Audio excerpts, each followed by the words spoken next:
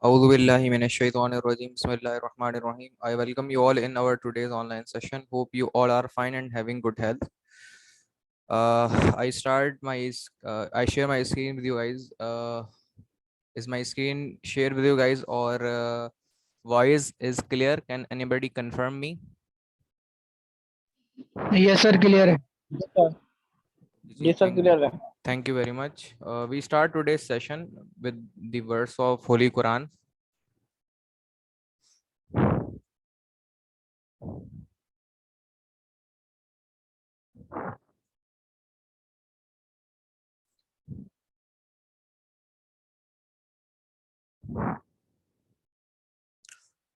Okay, in previous session, I was discussed about the course outline, and this is the course outline of the course which I already shared with you guys.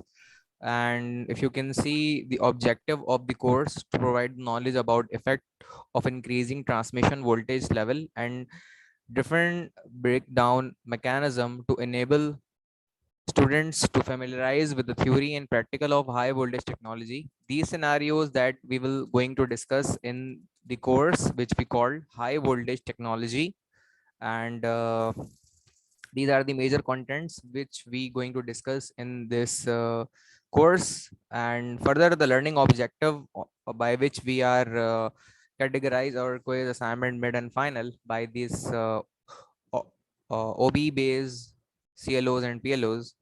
Furthermore, the marking criteria of CLO1, CLO2, and CLO3 are also mentioned with the grading policy. Furthermore, the recommended books are also mentioned with the reference books, as well as the uh, weekly course breakdown mechanism, in which the number of topics which we're going to discuss in all over the 16 week of session, and in the 17 week the final exam would be commerce. So we further moving towards our next aspect, which is the course. In previous session, we was discussed about the dielectric and electric materials.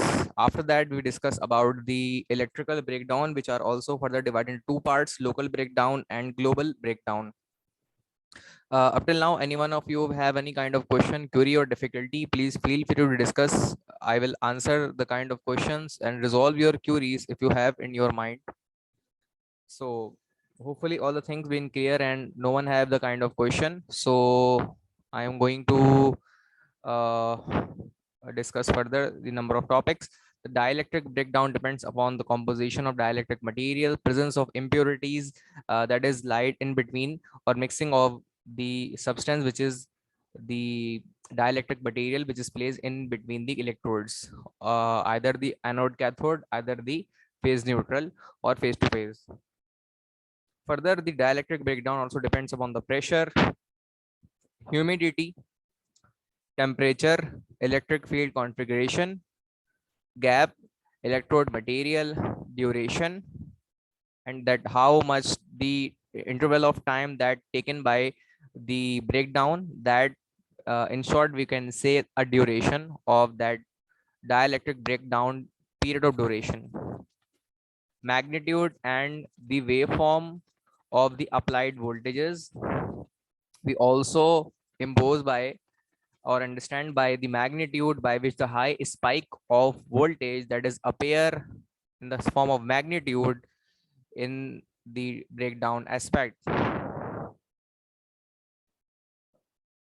After that, the partial breakdown in dielectric, there are two of categories, which is the local breakdown and the global breakdown. And the second one is the partial breakdown, the local breakdown in dielectric electrodes, the gases which is in appear in the corona effect, a stable partial breakdown, PB, partial breakdown, partial discharge, in which the partial discharge or corona occurs in non-uniform gap, which is placed in between the suspension insulator of disc, which is in most of the time are uniformly distributed. The gap between the uh, dielectric of porcelain, but some of the time if the gap is not uniform, then the corona discharge would also be placed out there.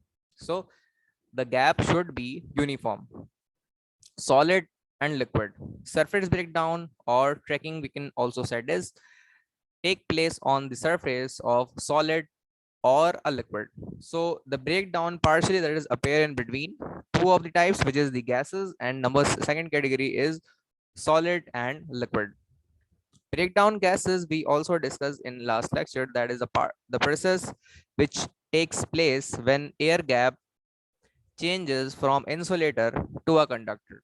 So इसमें last हमने ये discuss किया था कि ये वो process है जिसमें ये तब अकर होता है जब हमारी एयर या गैस अपनी स्टेट को चेंज करती है from insulator to a conductor. Insulator से कंडक्टर की तरफ जब स्टेट चेंज हो रही होती है तो उस ड्यूरेशन में हमारा जो प्रोसेस अकर होता है उसमें उस प्रोसेस के नतीजे में ब्रेक डाउन गैसेस में अपेयर होता है। अब अगर आप ये देखें इंसुलेटेड से कंडक्टर की तरफ ये चीज मूव कर रही होती है तो उस ड्यूरेशन में गैस में ब्रेकडाउन अकर हो रहा होता है। अब इस ड्यूरेशन में आयनाइजेशन भी प्रोड्यूस हो रही होती है हमारी। अब आयनाइजेशन जो कि आयंस बनते हैं इसके नतीजे में, और आयंस बन के अपने आप को वो वैनिश कर रहे होते हैं, क्रिएट हो रहे होते हैं। तो इस प्रोसेस ऑफ आयनाइजेशन को अब हम डिस्कस करेंगे कि आयनाइजेशन एक्चुअल में होती क्या है। The process of liberating means impose, liberating an electron from a gas molecule with a stimulus production of a positive ions is called ionization. Another way of explanation of ionization is the process of converting of an atom or molecule into an ions. किसी भी वो process जिसके अंदर हम अपने atom या फिर molecule को तब्दील कर रहे होते हैं आयंस के अंदर। आयंस मतलब पॉजिटिव आयन और नेगेटिव आयन। तो एटम दो हिस्सों में डिवाइड हो जाता है, कन्वर्ट हो जाता है, जो कि आयंस कहलाते हैं, और वो आयंस एटम ऑफ मॉलिक्यूल से कन्वर्ट होके बनते हैं बाय एडिंग और रिमूविंग चार्जेस। एडिंग और रिमूविंग चार्जेस मतलब जैसे कि हम जानते हैं कि ये जो आयंस जब बनते हैं तो वो पॉजिटिव होते हैं और नेगेटिव होते हैं, तो इन्हें हम डोनर और एक्सेप्टर भी कहते हैं। तो बाज दफा ये एडिटिंग नेचर के होते हैं और बाज दफा ये रिमूविंग नेचर के होते हैं। तो charge particles such as electrons, the total number of electrons is not equal to protons. Electron proton बराबर नहीं होते जब भी आयंस बनते हैं। फर्दर अब यहाँ पर इस प्रोसेस को इन डिटेल और डेप्थ में बताया जा रहा है। कोई डिफिकल्टी किसी के जहन में हो तो आप feel free to discuss, mic खोल के भी पूछ सकते हैं, और कोई क्वेरी हो तो चैट बॉक्स में भी आप लिख सकते हैं। I will answer the kind of question and hopefully all the things been clear, so no one have the kind of query और डिफिकल्टी अप टिल नाउ।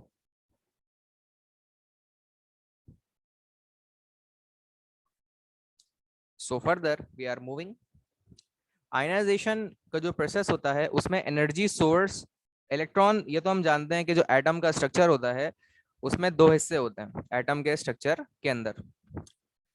एक तो दो हिस्से जो हैं उनमें सबसे पहला हिस्सा जो है वो हमारा एटम के अंदर उसका शेल और न्यूक्लियस होता है। शेल में इलेक्ट्रॉन्स रिवॉल्व कर रहे होते हैं, जबकि न्यूक्लियस के अंदर हमारे प्रोटॉन और न्यूट्रॉन होते हैं, और इनकी जो नेचर है वो स्टैटिक होती है, ये मूव नहीं करते। जबकि इलेक्ट्रॉन जो है वो रिवॉल्व करते हैं इस न्यूक्लियस के अंदर। ये न्यूक्लियस जो है ये नंबर ऑफ शेल के हल्के के हिसाब से बने हुए होते हैं, और इलेक्ट्रॉन इसके अंदर गोलाई के अंदर घूम रहे होते हैं। ये डायरेक्टली गोल नहीं होते हैं, ये स्फेयर या फिर इनकी एनर्जी लेवल्स के मुताबिक ये रोटेट करता है इलेक्ट्रॉन इसके अंदर।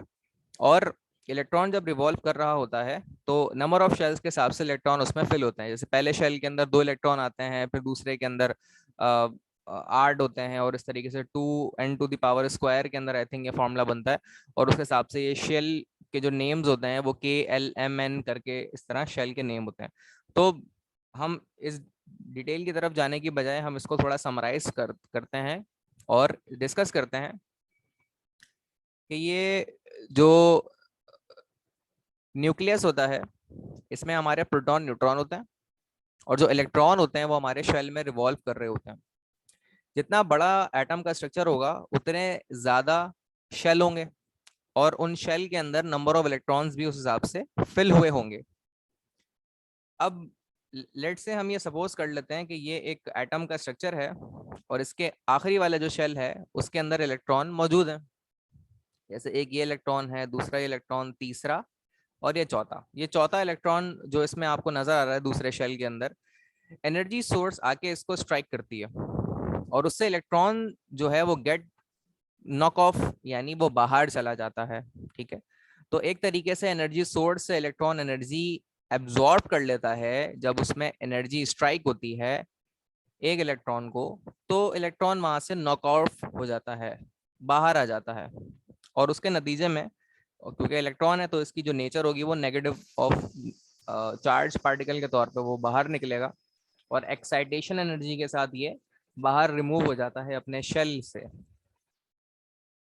तो इसके नतीजे में आपके आयंस प्रोड्यूस हो रहे होते हैं। अब ये जो आपको नजर आ रहा है इलेक्ट्रॉन, ये एक एक्टिविटी के तौर पे जब बाहर आता है तो एक्साइटेशन एनर्जी के तौर पे ये रिएक्ट कर सकता है अपनी नेचर के साथ। और ये इस तरह एक इलेक्ट्रॉन नहीं होते, नंबर ऑफ इलेक्ट्रॉन्स होते हैं जो कंटिन्यूअसली एटम से निकल रहे होते हैं, क्योंकि इस तरह के एक एटम नहीं, मिलियंस ऑफ एटम्स होते हैं, और इन मिलियंस ऑफ एटम से मिलियंस ऑफ इलेक्ट्रॉन्स निकल रहे होते हैं, मिलियंस ऑफ आइंस प्रोड्यूस हो रहे होते हैं। तो नेगेटिव आइंस जो है वो अट्रैक्ट करते हैं पॉजिटिव आइंस की तरफ, तो आयनाइजेशन इससे प्रोड्यूस हो रही होती है।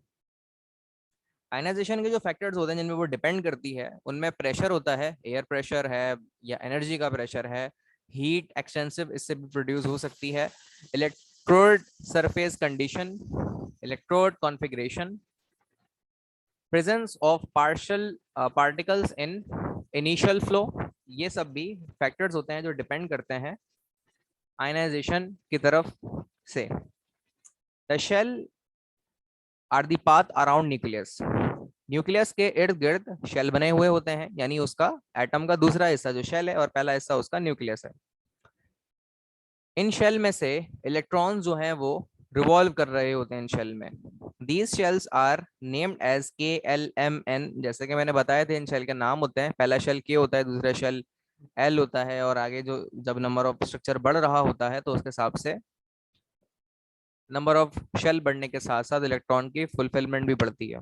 The closest shell to the nucleus, सबसे करीब वाला जो शेल न्यूक्लियस से होता है उसको 1n कहते हैं। कैन होल्ड 2 इलेक्ट्रॉन्स, यानी पहले शेल में 2 इलेक्ट्रॉन फिल होते हैं, while the next shell 2n can hold 8, जैसे मैंने बताया था दूसरे शेल में 8 इलेक्ट्रॉन्स होते हैं, and the third shell n3n, यानी इसके अंदर 16 इलेक्ट्रॉन्स आएंगे, कैन होल्ड 18 इलेक्ट्रॉन आएंगे, 16 नहीं, 18 इलेक्ट्रॉन्स इसके अंदर आएंगे।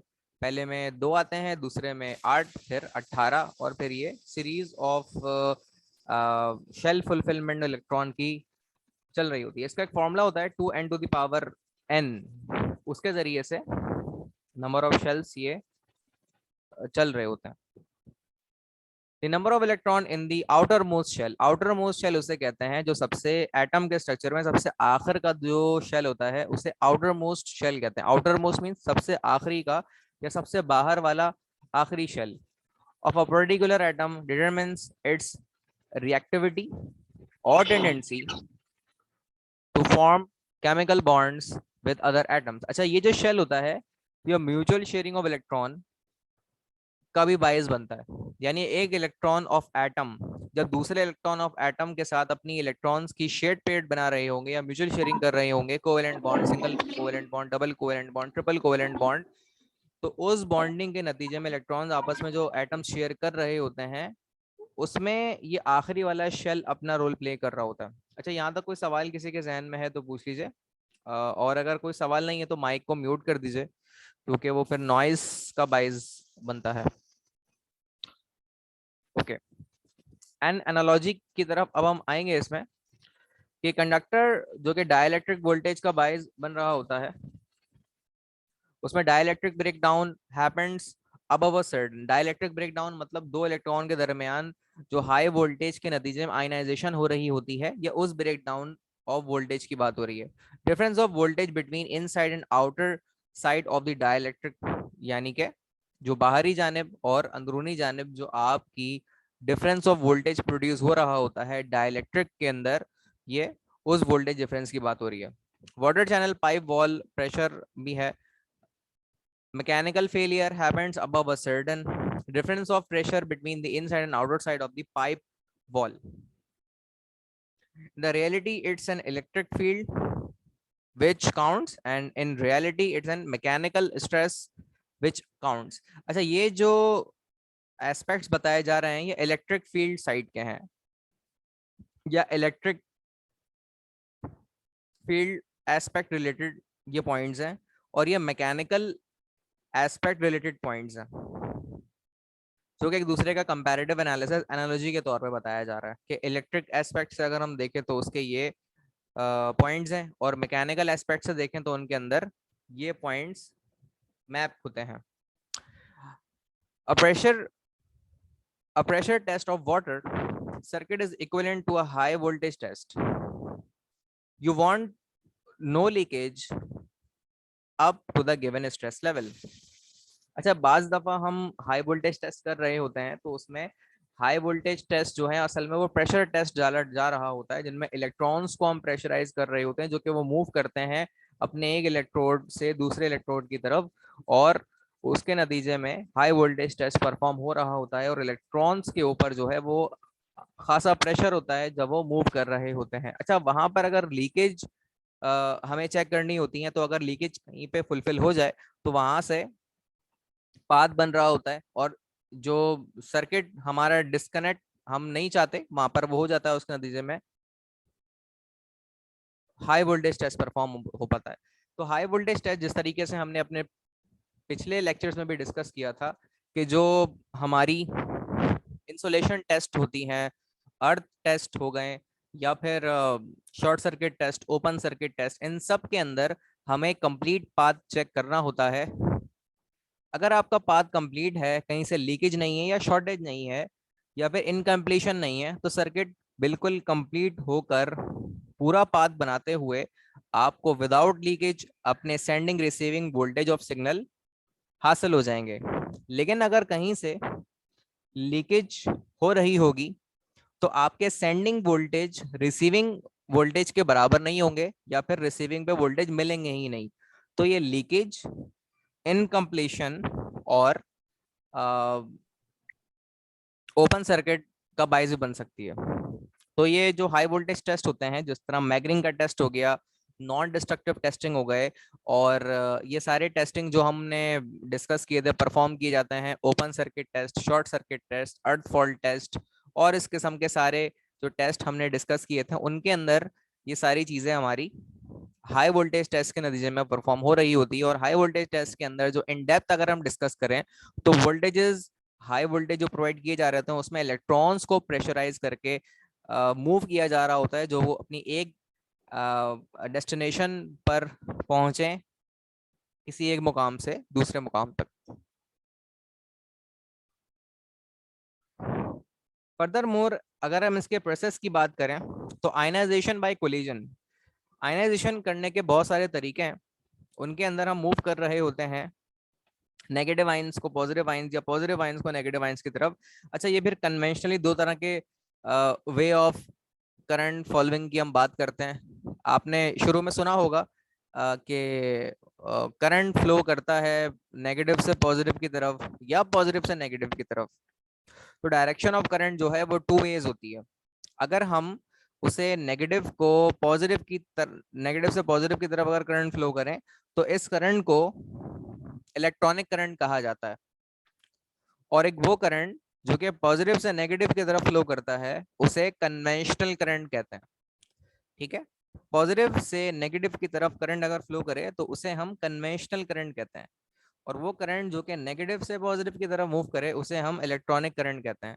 इसीलिए अब जो बेसिक बुक्स इंजीनियरिंग के अंदर या टेक्नोलॉजी के अंदर आप देखें, जो बुक्स आती हैं जैसे फ्लॉइड की बुक्स स्टार्टिंग के अंदर जब पढ़ाई जाती है बेसिक इलेक्ट्रिकल इंजीनियरिंग के अंदर, इलेक्ट्रॉनिक्स डिवाइसेस सर्किट के अंदर, और जो भी बेसिक साइंस है आपकी इलेक्ट्रॉनिक्स की, ये जो कोर्स भी पढ़ा आपने पढ़ा होगा, इसमें फ्लॉइड की बुक अगर आप देखें तो उस बुक का जो टाइटल है वहां बिल्कुल बॉटम पे लिखा होता है conventional current version. Conventional current का मतलब कि अब इस बुक में जितनी भी चीजें बताई जाएंगी, डायग्राम्स बनाई जाएंगी या कॉन्सेप्ट बताए जाएंगे, थ्योरी होगी, वो तमाम की तमाम अ, का जो फ्लो ऑफ करंट होगा वो पॉजिटिव से नेगेटिव की तरफ होगा। इसीलिए बुक का नाम ही, टाइटल के बाद वो नीचे एक नोट लिखते हैं, कन्वेंशनल करंट वर्जन। तो हमें उससे अंदाजा हो जाता है कि कन्वेंशनल करंट क्या होता है। अच्छा, यहाँ मैं एक सवाल जरूर छोड़ के जाऊंगा कि ये कॉन्ट्रडिक्शन क्यों है कि करंट फ्लो करता है नेगेटिव से पॉजिटिव की तरफ या पॉजिटिव से नेगेटिव की तरफ, ये दो चीजें क्यों हैं। तो इसके ऊपर भी गौर करिएगा आप कि ये दो एस्पेक्ट क्यों बताए जाते हैं। बहरहाल इस पे बात करते हैं हम आगे। ये तो एक सवाल है, इस पे बात नहीं करेंगे, बल्कि इस सवाल को आपने ढूंढना है और इस पे काम करना है। फर्दर हम बात कर रहे हैं आयनाइजेशन बाय कोलिजन की। तो डिस्क्रिप्शन अगर हम डिस्कस करें, कोलिजन से आपको अंदाजा हो रहा होगा कि कोलिजन का मतलब होता है टकराव, एक दूसरे से टकराना। Ionization by electron collision with gas atom in the uniform field between electrons। ये एक चैम्बर है जिसके अंदर हमने गैस को फिल किया हुआ है। एटम की जो स्टेट्स होती हैं वो चार होती हैं, सॉलिड, लिक्विड, गैस और प्लाज्मा। सॉलिड के अंदर उसकी प्रॉपर्टीज होती हैं कि वो सेम शेप में होता है और उसमें नंबर ऑफ एटम्स होते हैं, जकड़े हुए होते हैं, और उनकी काइनेटिक मॉलिक्यूलर थ्योरी और डिकल बहुत सारी चीजें। इसी तरह की जो प्रॉपर्टी होती है सॉलिड के बाद लिक्विड में आती है और गैस में आती है। गैस के अंदर जो है एटम आजादाना मूव करते हैं और एक दूसरे से टकराते हैं, बॉल से टकराते हैं, वापस एक दूसरे से टकराते हैं और फ्रीली मूव कर रहे होते हैं, क्योंकि गैस के अंदर जो मॉलिक्यूल्स होते हैं उनमें काफी हद तक आपस में स्पेस होता है। तो कोलिजन जो होता है वो बहुत ज्यादा हो पाता है गैस के अंदर, क्योंकि इसमें स्पेस बहुत ज्यादा होता है। सबसे पहले जो इनिशियल इलेक्ट्रॉन है, आप उससे इनिशिएट करते हैं, वो टकराता है जाके किसी पॉजिटिव से, पॉजिटिव से फिर आपके दो इलेक्ट्रॉन्स यहाँ पे आते हैं, वो फर्दर टकराते हैं और इस तरह ये कोलिजन्स चल रहे होते हैं, क्योंकि पॉजिटिव नेगेटिव, नेगेटिव पॉजिटिव इस तरह ही आपस में टकरा रहे होते हैं। In this process of ionization by collision the free electron collides. जो फ्री इलेक्ट्रॉन्स होते हैं, अच्छा फ्री इलेक्ट्रॉन कौन से होते हैं इस पर बात करते हैं। इलेक्ट्रॉन और फ्री इलेक्ट्रॉन में फर्क होता है। फ्री इलेक्ट्रॉन उन इलेक्ट्रॉन्स को कहते हैं जो एटम के सबसे आखिरी शेल के अंदर मौजूद इलेक्ट्रॉन्स होते हैं। इसमें रहने वाले इलेक्ट्रॉन्स को वैलेंस इलेक्ट्रॉन कहते हैं। और ये जो वैलेंस इलेक्ट्रॉन होते हैं ये आपस में बाइज बनाते हैं बॉन्डिंग का, म्यूचुअल शेयरिंग ऑफ इलेक्ट्रॉन्स का। तो इन इलेक्ट्रॉन्स को फ्री इलेक्ट्रॉन्स कहते हैं जो एटम के आखिरी आखिरी शेल में होते हैं। कोलाइड विद दी,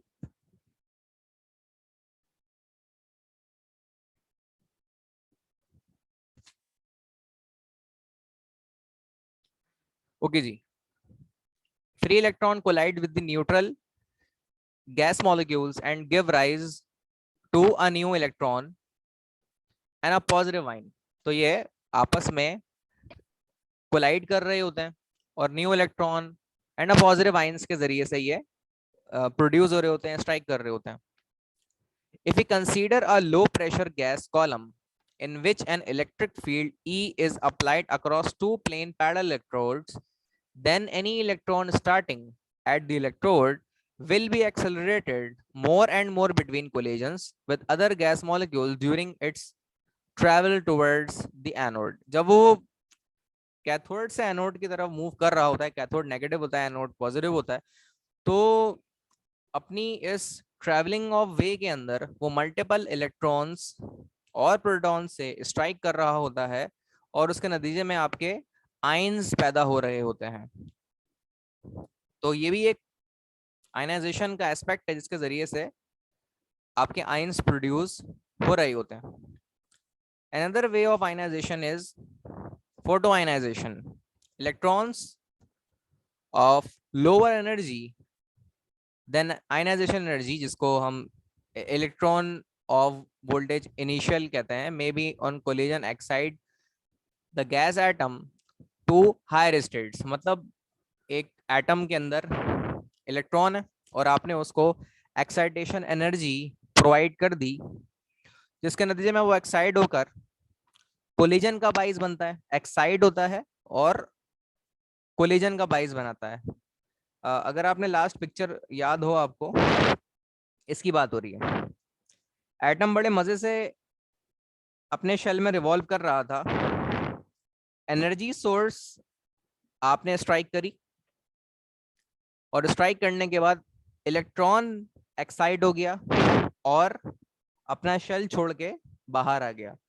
तो वो बाहर जब आएगा तो अपना नेगेटिव ऑफ चार्ज लेके बाहर आएगा और आयंस की सूरत में रिएक्ट करेगा पॉजिटिव के साथ, या इस एनालॉजी के ऊपर इलेक्ट्रॉन फिर आगे मूव करेगा और आयंस इससे बनेंगे। Furthermore, in the symbolic representation as कि जो anode plus electron plus cathode energy जब इसमें स्ट्राइक होती है तो उसके नतीजे में anode asterisk plus energy excitation उसमें आती है, और ये ई एच ऑफ वी जो आप देख रहे हैं ये फोटोन एनर्जी कहलाती है। मतलब क्या है कि जैसे ही इलेक्ट्रॉन अपने शेल से एक्साइटेशन एनर्जी लेके बाहर निकलेगा तो उसके नतीजे में एक रोशनी नमूदार होती है, और वो जो रोशनी नमूदार होती है उस रोशनी को फोटोन कहा जाता है। और उस फोटोन की अंदर जो H इंटू न्यू, ये फोटोन की एनर्जी का formula E is equal to H into nu, ये इंटर में पढ़ाया जाता है और मैट्रिक में भी पढ़ाया जाता है ये। तो मेरे ख्याल में काफ़ी लोगों को आइडिया होगा कि मैं ये क्या डिस्कशन कर रहा हूँ। अब असल में बेसिक थ्योरी से मैं ये चीज़ लेके चल रहा हूँ कि जो फोटोन की एनर्जी होती है उसका formula E equal to H into nu होता है, E equal to H into nu. तो जब इलेक्ट्रॉन एटम से बाहर निकल रहा होता है एक्साइटेशन एनर्जी की सूरत में, तो उससे एक रोशनी भी निकलती है। उस रोशनी के प्रोसेस को, यानी आपका इलेक्ट्रॉन एक्साइट भी हो रहा है। अच्छा, मैं ये कहना चाहूंगा मोहम्मद साहब, ये जो आप लिख रहे हैं ना, ये नाम भी आ रहा होता है जो लिख रहा हूँ, मैंने सेटिंग ऐसी की हुई है तो एहतियात करें, ये चीजें मत करें। इसमें नाम भी आ रहा है जो मार्किंग कर रहे हैं। बहरहाल थोड़ा बोरिंग टॉपिक ज़रूर है, लेकिन क्या कह सकते हैं, पढ़ना तो है हमें, और अगली क्लास में क्विज भी है। आगे चलते हैं। तो मैं ये बता रहा था कि जब इलेक्ट्रॉन स्ट्राइक करके बाहर आ रहा होता है तो उसके नतीजे में, एक्साइटेशन एनर्जी के नतीजे में लाइट एमिट होती है। लाइट एमिट होने के बाद जो है वो रोशनी प्रोड्यूस होती है, और इस आयनाइजेशन प्रोसेस को फोटो आयनाइजेशन कहते हैं, क्योंकि इससे फोटॉन्स एमिट होते हैं और आयनाइजेशन प्रोड्यूस हो रही होती है। अच्छा, asterisk represents the atom in an excited state. वो एटम जो कि एक्साइटेड स्टेट के अंदर से प्रोड्यूस हो रहा होता है, उस एटम को ए स्टेरिक से रिप्रेजेंट करते हैं। On recovering from the excited state in some 10⁻⁷ to 10⁻10 seconds, the atom radiates quantum of energy photon। अच्छा, ये जो लाइट एमिट होने का प्रोसेस है, इसके अंदर पूरी जो ड्यूरेशन का टाइम होता है वो 10⁻⁷ से लेके 10⁻⁹। अच्छा, इस सेकंड को अगर मैं आपको बताऊं तो ये बहुत कलील वक्त है जिसमें ये फोटोन एमिट होकर एटम आयनाइज हो जाता है। इस टाइम को हम कहते हैं नैनो सेकंड से भी कम का वक्त। नैनो सेकंड यानी पीको सेकंड से ज्यादा और नैनो सेकंड से कम, ये वक्त क्या ड्यूरेशन वो है। तो नैनो सेकंड जो है वो बहुत लम्हे का टाइम है जिसको हम काउंट नहीं कर सकते, कलील वक्त है बड़ा ये। The atom radiates quantum energy. Radiates का मतलब अपने अंदर से एटम इमिट कर रहा होता है, प्रोड्यूस कर रहा होता है एनर्जी को, जो कि फोटोन ऑफ एनर्जी होती है, विच इन टर्न में आयनाइज अनदर एटम, और वो फोटोन ऑफ एनर्जी निकल कर आयनाइजेशन के नतीजे में आयनाइजेशन पोटेंशियल एनर्जी प्रोड्यूस हो रही होती है। अच्छा, आयंस के नतीजे में जो एनर्जी प्रोड्यूस होती है उस एनर्जी को आयनाइजेशन पोटेंशियल एनर्जी कहते हैं। ठीक है, अच्छा, ये केमिस्ट्री में पढ़ाया जाता है, फिजिक्स में भी पढ़ाया जाता है। तो ये आयन बनने का प्रोसेस तो हमने देख लिया, रिपीट कर देता हूँ दोबारा से समराइज करके।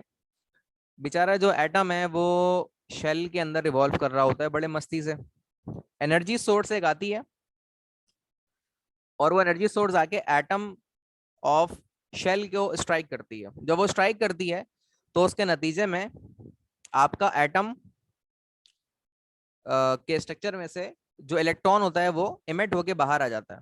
जब वो बाहर आ रहा होता है तो जिस एनर्जी से वो बाहर आता है वो एक्साइटेशन एनर्जी होती है, और जब वो बाहर आ रहा होता है तो उससे एक रोशनी भी प्रोड्यूस होती है, जिसके नतीजे में उस एनर्जी को हम कहते हैं फोटोन की एनर्जी। अब इन्होंने बताया कि आयनाइजेशन तो आपकी हो गई, आयंस बन गए ना, नेगेटिव आयन इससे प्रोड्यूस हुआ, तो पॉजिटिव आयंस वो जाहिर सी बात है जाके पॉजिटिव से स्ट्राइक करेगा। तो उस आयनाइजेशन के नतीजे में जो एनर्जी प्रोड्यूस हो रही होती है तो उसे आयनाइजेशन पोटेंशियल एनर्जी कहा जाता है। इज इक्वल टू और less than the photon energy. The process is known as photon ionization and may be represented as